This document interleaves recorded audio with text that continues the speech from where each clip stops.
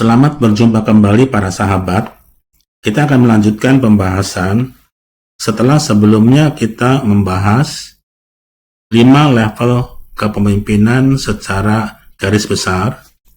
Kemudian kita juga sudah melakukan pembahasan secara lebih mendalam untuk kepemimpinan level 1. Dan sekini kita akan melakukan pembahasan secara lebih mendalam untuk kepemimpinan level 2, yaitu kepemimpinan yang diperkenan. Jadi kita sekarang masuk ke dalam pembahasan level kepemimpinan, yaitu level perkenanan, di mana pada dasarnya orang lain atau pengikut mengikuti pemimpinnya karena mereka memang ingin, bukan lagi karena menjadi satu keharusan, karena pemimpin memperoleh jabatan kepemimpinan di dalam suatu organisasi. Untuk masing-masing pembahasan di setiap level kepemimpinan, buku tersebut, jikalau saya gambarkan, akan memiliki pola pembahasan sebagai berikut. Jadi ini level 1, di setiap level kita akan membahas aspek positif dan aspek negatif, serta tindakan terbaik yang bisa dilakukan di level tersebut. Kemudian ada hukum kepemimpinan dan juga keyakinan yang membuat pimpinan perlu untuk naik ke level kepemimpinan selanjutnya, yang nanti semuanya ini akan dalam menjadi satu bentuk panduan dalam pengembangan diri untuk dapat naik ke level berikutnya. Level tertinggi adalah level 5. Baik, saya akan mulai dengan pembahasan mengenai aspek positif atau nilai lebih dari kepemimpinan di level 2, yaitu perkenanan. Nilai lebih perkenanan adalah tempat kerja menjadi lebih menyenangkan untuk semua orang. Ada 5 nilai positif di dalam kepemimpinan level perkenanan ini. Yang pertama, mereka yang diperkenankan untuk memimpin lebih bisa menikmati pekerjaannya. Perlu diketahui bahwa kepemimpinan adalah suatu kesempatan untuk melayani. Mereka yang diperkenankan untuk memimpin senang membina hubungan dengan orang lain. Mereka senang melihat orang lain sukses, dan mereka senang melayani agar orang-orang mereka bisa menunjukkan kemampuan terbaiknya. Jadi orang-orang tidak lagi bekerja karena keharusan, tapi karena mereka memang ingin. Yang kedua, mereka yang diperkenankan untuk memimpin meningkat energinya. Hubungan yang kerja membuat interaksi menjadi lebih positif, menciptakan energi, dan orang-orang akan bersedia memberikan yang terbaik. Yang ketiga, mereka yang diperkenankan untuk memimpin mendapati jalur komunikasi yang membaik. Di samping itu, juga membangun komunitas yang baik. Seorang sosiolog mengatakan bahwa komunitas adalah tempat di mana orang-orang saling bekerja sama, saling terbuka, dan saling memperhatikan satu sama lain.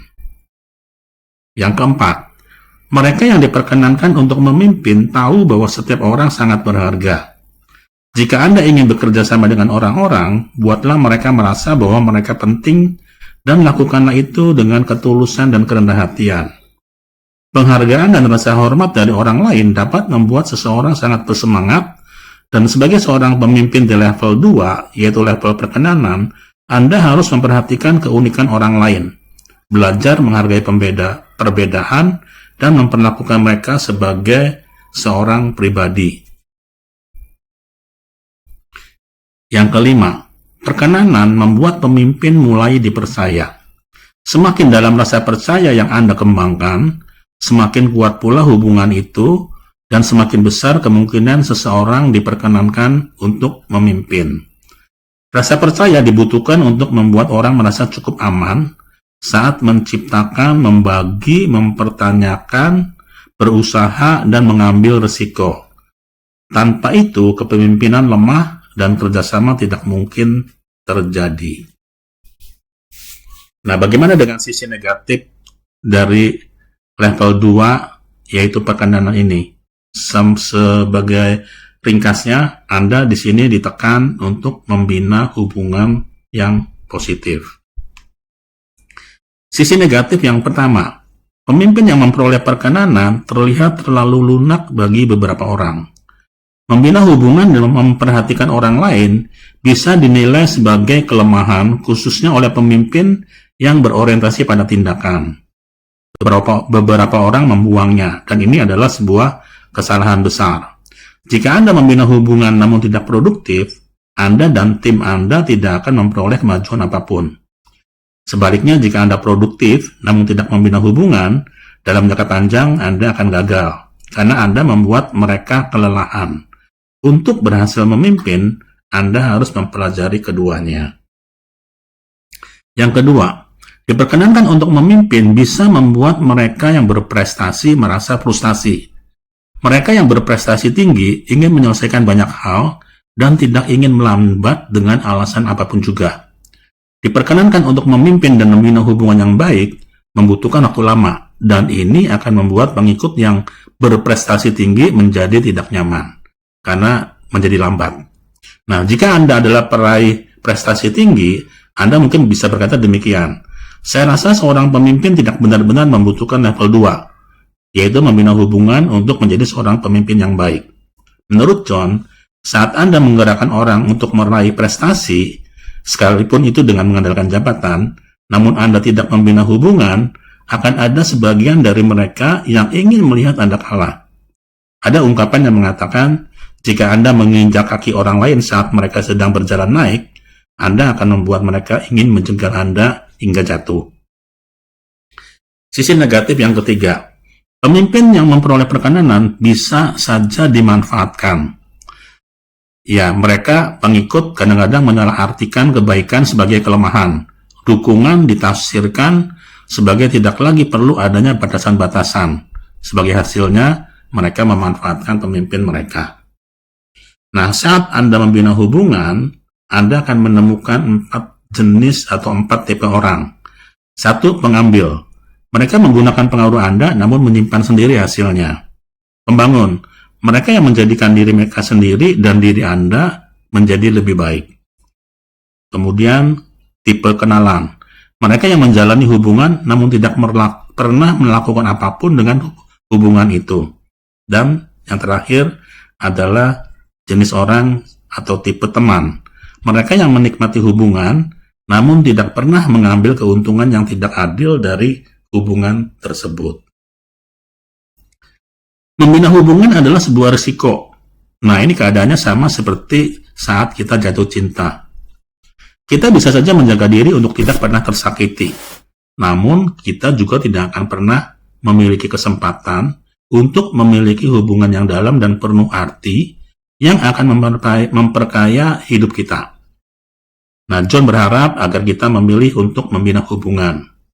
John memilih hal ini di awal kepemimpinannya, dan sekalipun dia merasa disakiti dan dimanfaatkan orang lain, John merasa bahwa dia tidak menyesalinya. Dan kebanyakan orang menghargai hubungan itu, memperlakukannya dengan benar, dan memberi nilai tambah yang sangat besar bagi kepemimpinan dia. Sisi negatif yang keempat, agar bisa memimpin dengan efektif, mereka yang diperkenankan untuk memimpin membutuhkan keterbukaan. Rick Warren berkata, Anda bisa membuat orang terkesan dari jarak jauh, namun untuk mempengaruhi mereka, Anda harus mendekat. Saat Anda mendekat, mereka bisa melihat kekurangan Anda. Bagaimanapun juga, ciri-ciri terpenting dari kepemimpinan bukanlah kesempurnaan, melainkan kredibilitas. Anda harus bisa dipercaya. Nah, untuk membina hubungan yang sejati di tingkat perkenanan, pemimpin tidak boleh berpura-pura atau menutup-nutupi. Ini adalah tempat yang sangat rentan bagi seorang pemimpin. Kenyataannya, itu adalah salah satu alasan mengapa banyak pemimpin tidak pernah naik dari level 1, yaitu kepemimpinan yang mengandalkan jabatan, menuju level 2, yaitu kepemimpinan yang diperkenan. Yang kelima, orang-orang yang secara alami tidak suka membina hubungan dengan orang lain, biasanya sulit memperoleh perkenanan untuk memimpin.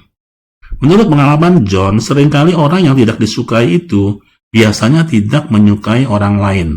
Maksudnya, mereka tidak mengkomitmenkan energi yang dibutuhkan untuk membina hubungan yang baik dengan mereka. Nah, tips bagaimana supaya kita bisa menjadi lebih disukai. Satu, pilihlah, ya ini merupakan satu keputusan ya, memilih untuk mempedulikan orang lain. Carilah sesuatu yang bisa disukai dari semua orang yang Anda temui. Temukan apa yang disukai dari diri Anda dan bagikan itu kepada semua orang yang Anda temui. Berusahalah sebisa mungkin menunjukkan hal-hal yang Anda sukai dari semua orang dalam hidup Anda.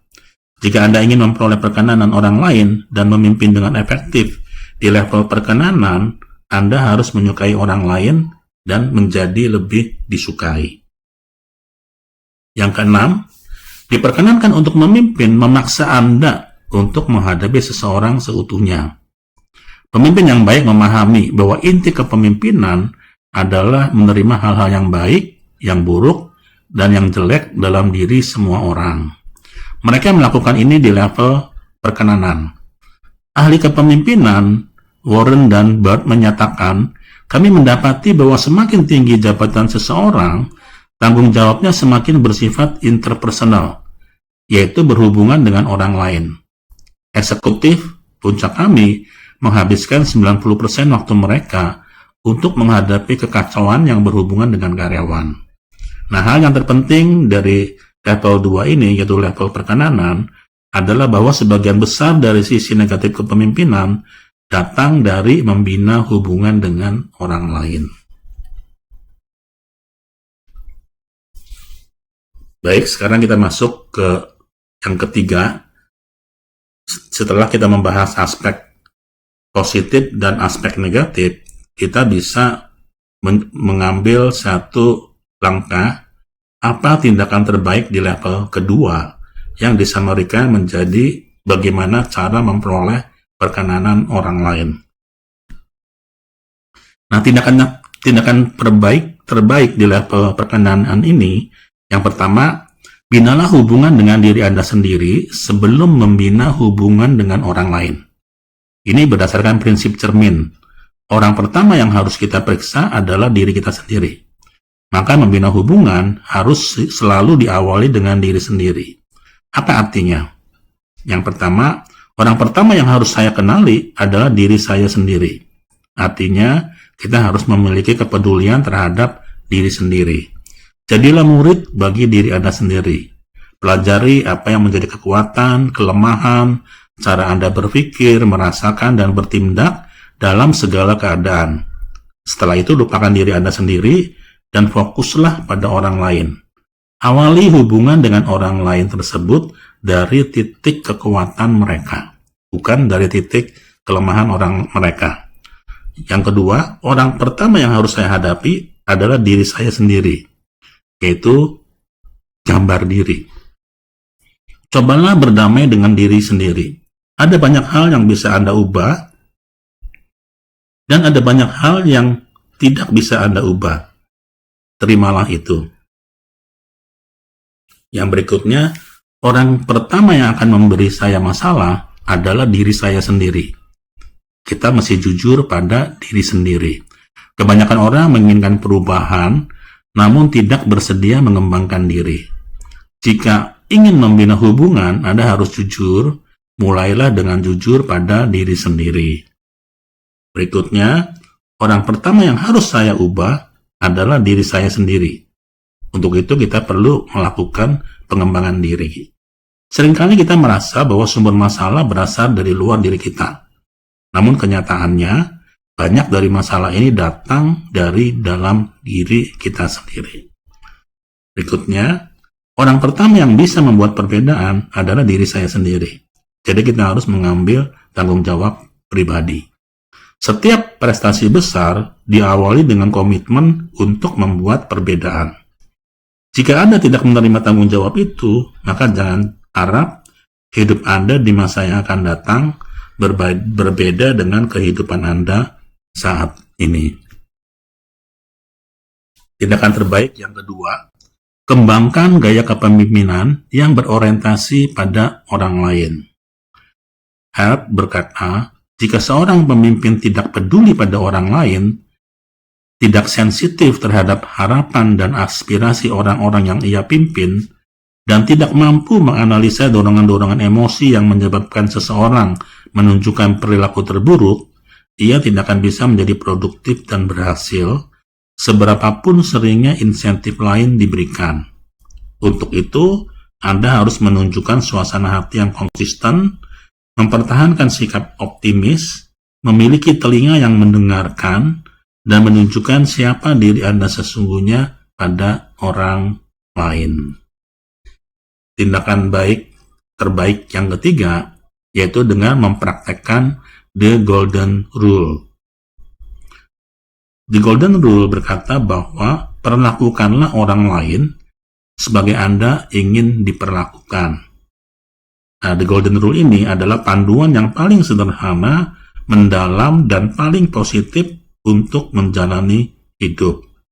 Nah, semua agama ya di dunia ini hampir semuanya menyatakan secara ringkas seperti perlakukan orang lain sebagai Anda ingin diperlakukan.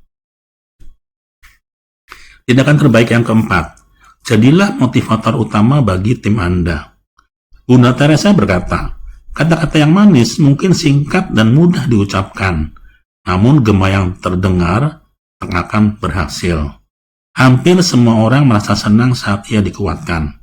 Namun penguatan dari pemimpin mereka benar-benar lebih berharga. Kata-kata, saya senang kamu bekerja bersama saya, kamu menambahkan nilai yang sangat besar bagi tim ini, akan memberikan arti yang sangat mendalam jika diucapkan oleh seseorang yang sangat penting dalam tim, departemen, ataupun organisasi. Tindakan terbaik yang kelima, seimbangkan antara kepemilikan dan keterbukaan. Banyak orang salah memahami konsep diperkenankan untuk memimpin dengan cara memperlakukan tim mereka seperti keluarga. Ini salah. Keluarga menghargai komunitas lebih daripada kontribusi. Sedangkan bisnis menghargai kontribusi lebih daripada komunitas. Tim terbaik menyeimbangkan kedua hal ini.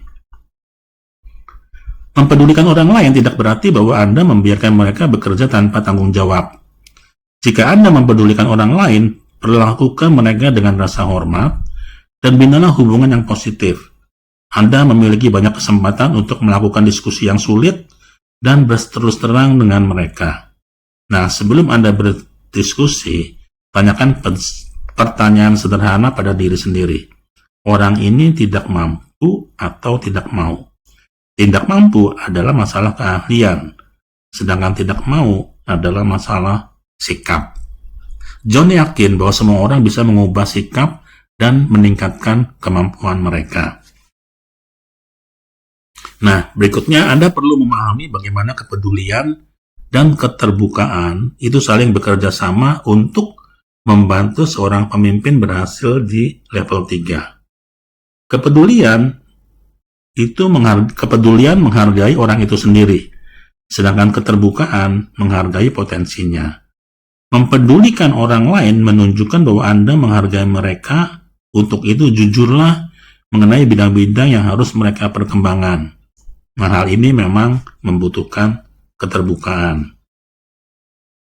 Kepedulian mengawali sebuah hubungan, sedangkan keterbukaan memperdalamnya. Kebanyakan pemimpin yang melakukan diskusi yang sulit ragu karena satu atau dua alasan. Mereka tidak suka perselisihan atau mereka takut menyakiti orang yang mereka ajak bicara. Namun jika seorang pemimpin bisa menyeimbangkan antara kepedulian dan keterbukaan, hubungan dengan para pengikutnya akan bertambah dalam dan kuat. Kepedulian menggambarkan sebuah hubungan, sedangkan keterbukaan mengarahkannya. Kepedulian menggambarkan hubungan yang kuat, namun saling mempedulikan tidak berarti bahwa mereka memiliki tujuan bersama dan bergerak bersama-sama. Membuat sebuah tim bergerak bersama untuk mencapai sebuah tujuan itu adalah tanggung jawab pemimpin, dan seringkali ini membutuhkan keterbukaan. Colin, pemilik dari beberapa dealer mobil, berkata demikian. Pemimpin harus mengambil keputusan terbaik untuk kelompok terbesar. Oleh karena itu, pemimpin tidak boleh menuruti keinginan seseorang jika hal itu merusak tim atau organisasinya. Kepedulian tidak boleh mengalahkan keterbukaan, sedangkan keterbukaan tidak boleh menggantikan kepedulian. Pemimpin yang baik harus peduli dan terbuka. Anda tidak bisa mengabaikan salah satunya. Berikut daftar cek kepedulian atau keterbukaan. Pastikan bahwa Anda bisa menjawab ya pada semua pertanyaan berikut ini. Saya ambil beberapa contoh saja. Yang pertama, apakah saya benar-benar telah berinvestasi cukup banyak dalam sebuah hubungan sehingga saya bisa terus terang dengan mereka? Apakah saya yakin bahwa saya mengajak berdiskusi bukannya karena saya merasa terancam? Apakah diskusi ini benar-benar untuk kepentingan mereka dan bukan hanya kepentingan saya? Apakah saya bersedia menunjukkan pada mereka cara untuk melakukan sesuatu, bukan hanya sekedar mengatakan apa yang salah? Nah, jika Anda bisa menjawab iya untuk semua pertanyaan itu, maka motivasi Anda mungkin benar dan kemungkinan besar Anda bisa berkomunikasi dengan efektif. Nah, jika harus melakukan diskusi yang terus terang, karena memang ini adalah sulit, ada beberapa tips. Yang pertama, segera melakukannya. Hancurkan tumpukannya ketika tumpukan itu masih kecil. Jadi jangan tunggu masalahnya sampai membesar. Lakukan dengan tenang, jangan pernah marah, gunakan daftar cek kepedulian dan keterbukaan seperti yang kita bahas sebelumnya. Lakukan secara pribadi. Anda ingin membantu orangnya, bukan membuatnya malu. Jadi lakukan secara face to face. Lakukan dengan penuh pengertian dalam cara yang meminimalkan rasa malu ataupun intimidasi. Nah, jika tujuan Anda adalah membantu orangnya, kembangkan tim itu dan wujudkan gambaran organisasi itu akan masa depannya. Inilah jalan yang harus Anda lalui sebagai pemimpin. Ketika Anda melakukan diskusi yang terus terang, izinkan rekan-rekan kerja Anda berterus terang pada Anda. Anda harus meminta masukan dari mereka, menerima kritik orang lain tanpa merasa terserang, dan Anda perlu belajar dari kritik itu. Anda harus cukup dewasa dan tidak merasa terancam. Yaitu adalah tadi hubungan antara kepedulian dan keterbukaan. Sekarang kita akan masuk kepada hukum kepemimpinan di level perkenanan. Ya, hukum kepemimpinan ini di level perkenanan ini akan membantu kita untuk kita naik ke level berikutnya. Yang pertama, hukum pengaruh. Kepemimpinan diukur berdasarkan pengaruh. Pengaruh adalah hal yang paling mendasar dari kepemimpinan. Yang kedua, hukum nilai tambah. Pemimpin memberi nilai tambah dengan cara melayani orang lain. Untuk dapat naik ke level perkenanan, seorang pemimpin harus menerapkan hukum nilai tambah, yaitu melayani orang lain dan memberi nilai tambah pada mereka. Sebagian besar pemimpin yang mengandalkan jabatan, yaitu level 1, tidak dapat naik ke level perkenanan, umumnya karena mereka belum dapat mengatasi keegoisan mereka. Mereka masih ingin mempertahankan jabatan untuk kepentingan mereka sendiri. Mungkin awalnya tidak baik, namun tidak akan menjadi masalah jika Anda bersedia berubah dan menjadi berfokus untuk melayani tim Anda. Hukum yang ketiga adalah hukum dasar yang kokoh. Rasa percaya adalah dasar kepemimpinan. Tanpa rasa percaya, Anda akan kembali ke level 1. Yang keempat, hukum magnet.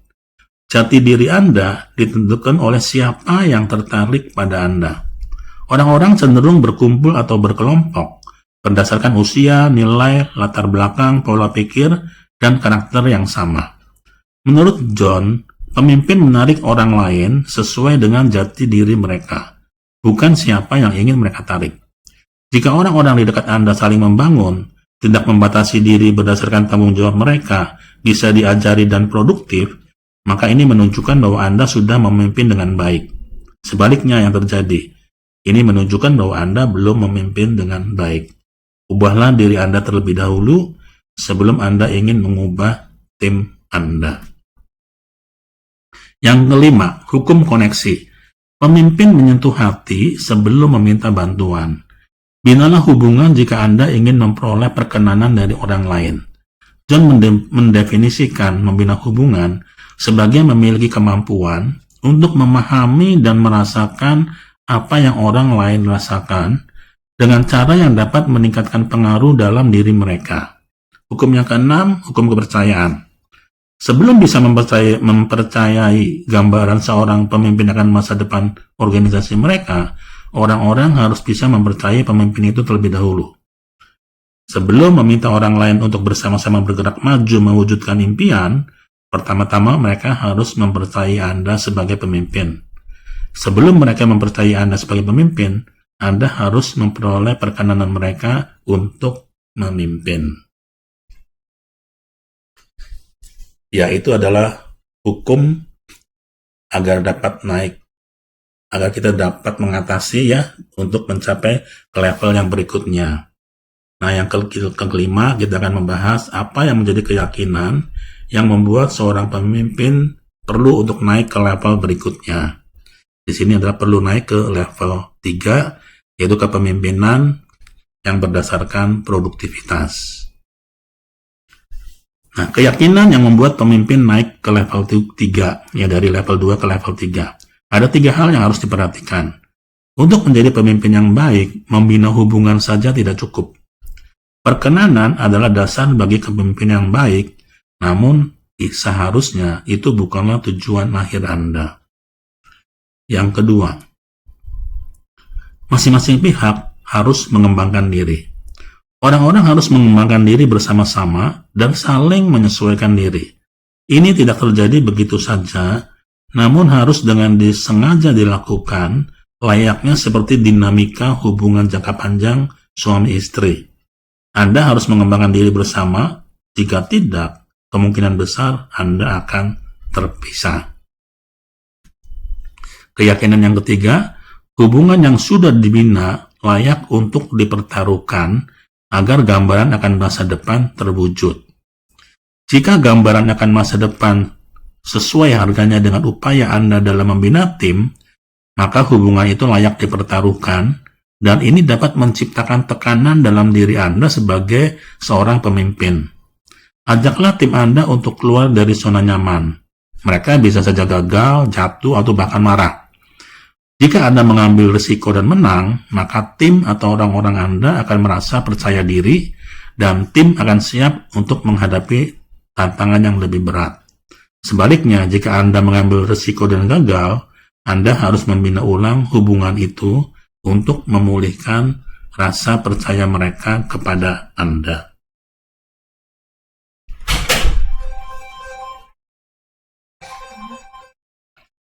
Kita akan masuk ke poin yang terakhir, poin 6, yaitu panduan untuk mengembangkan diri supaya bisa naik ke level ketiga. Panduan yang pertama, pastikan Anda memiliki sikap yang benar terhadap orang lain. Isu utama pada kepemimpinan level perkenanan adalah seberapa Anda menyukai orang lain dan seberapa mereka menyukai Anda. Secara umum, ada hubungan timbal balik. Jadi ambillah keputusan untuk menyukai semua orang, sekalipun mereka tidak menyukai Anda. Yang kedua, terhubunglah dengan diri Anda sendiri. Gunakan 5 hal berikut untuk menyusun rencana pengembangan diri Anda sendiri. Yang pertama, kesadaran akan diri sendiri. Kenali kepribadian Anda, temperamen, bakat, kekuatan, dan kelemahan Anda. Yang kedua, gambar diri. Hadapi semua masalah pribadi Anda, sehingga Anda bisa melihat diri Anda dengan positif. Perlu jujur pada diri sendiri. Pandanglah diri Anda secara realistis dan hadapi kenyataan, seberapapun hal itu menyakitkan. Pengembangan diri. Buatlah komitmen untuk mengembangkan kemampuan Anda dalam atau untuk membina hubungan. Yang terakhir, yang kelima, tanggung jawab pribadi. Sadarilah bahwa Anda bertanggung jawab atas tindakan dan sikap Anda sendiri. Yang ketiga, pahamilah jati diri Anda. Apakah secara alami Anda adalah orang yang lebih mementingkan hubungan daripada produktivitas? Atau apakah Anda seorang peraih prestasi yang cenderung mengutamakan produktivitas lebih daripada hubungan dengan orang lain? Anda harus belajar untuk melakukan keduanya. Membina hubungan dan memberikan hasil produktif. Panduan yang keempat, tunjukkanlah bahwa setiap orang dalam tim Anda bernilai. Luangkan waktu dan temukan setidaknya satu hal positif dalam diri setiap orang dalam tim Anda. Kemudian, evaluasilah di mana posisi Anda bersama tim. Temukan seberapa baik Anda mengenal anggota tim Anda dengan cara menjawab pertanyaan-pertanyaan berikut ini. Apa saja yang Anda tahu tentang setiap atau masing-masing anggota tim Anda yang tidak berhubungan dengan pekerjaan? Apa yang dihargai oleh setiap atau masing-masing anggota tim Anda? Apa 3 hal penting bagi setiap atau masing-masing orang dalam tim Anda? Apa yang diharapkan oleh setiap atau masing-masing orang dalam tim Anda dalam kehidupan mereka masing-masing? Jika Anda belum tahu hal-hal itu dalam diri salah seorang anggota tim Anda, luangkan waktu lebih banyak lagi untuk mengenalnya lebih jauh. Panduan yang keenam, terimalah mereka apa adanya sebagai bagian dari kepemimpinan. Sebagai seorang pemimpin yang baik, Anda tidak boleh memanfaatkan keahlian mereka, namun mengabaikan pribadinya. Panduan yang ketujuh, bersenang-senanglah. Salah satu cara terbaik untuk mengembangkan gaya kepemimpinan yang lebih berorientasi pada orang lain adalah dengan berusaha membuat tempat kerja menjadi lebih menyenangkan. Masukkan agenda bersenang-senang dalam daftar hal yang harus Anda lakukan supaya tempat kerja lebih menyenangkan bagi Anda, sekaligus membuat Anda lebih disukai. Panduan yang ke-8, berikanlah perhatian Anda yang tidak terbagi. Saat ini banyak orang merasa tidak dimanusiakan atau tidak dihargai di tempat kerja mereka. Mereka yakin bahwa pemimpin dan organisasi di mana mereka bekerja tidak peduli pada mereka secara pribadi. Untuk menetralisir hal tersebut, perhatikan mereka baik-baik dan dengarkan dengan sungguh-sungguh saat membina hubungan dengan orang lain. Cara terbaik untuk menunjukkan bahwa Anda mempedulikan seseorang adalah memberi mereka perhatian Anda yang tidak terbagi. Dan untuk melakukannya, Anda hanya perlu meluangkan waktu. Panduan yang ke-9, jadilah orang yang selalu menyemangati tim Anda. Cobalah setiap hari selama 2 minggu ke depan, mengatakan sesuatu yang memotivasi seseorang dalam tim Anda, lalu saksikan tanggapan orang itu. Lakukan ini kepada semua orang dalam tim Anda. Yang ke-10, panduan yang ke-10, tunjukkanlah kepedulian dan keterbukaan.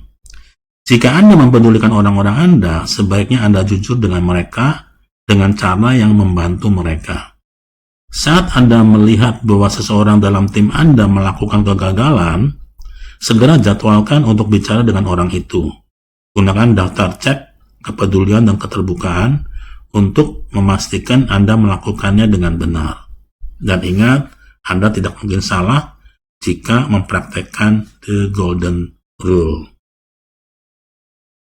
Demikian para sahabat, pembahasan lebih mendalam di level kepemimpinan yang diperkenan, yaitu level 2. Selanjutnya kita akan membahas lebih mendalam, yaitu level kepemimpinan tingkat 3, yaitu produktivitas. Sampai jumpa pada materi berikutnya.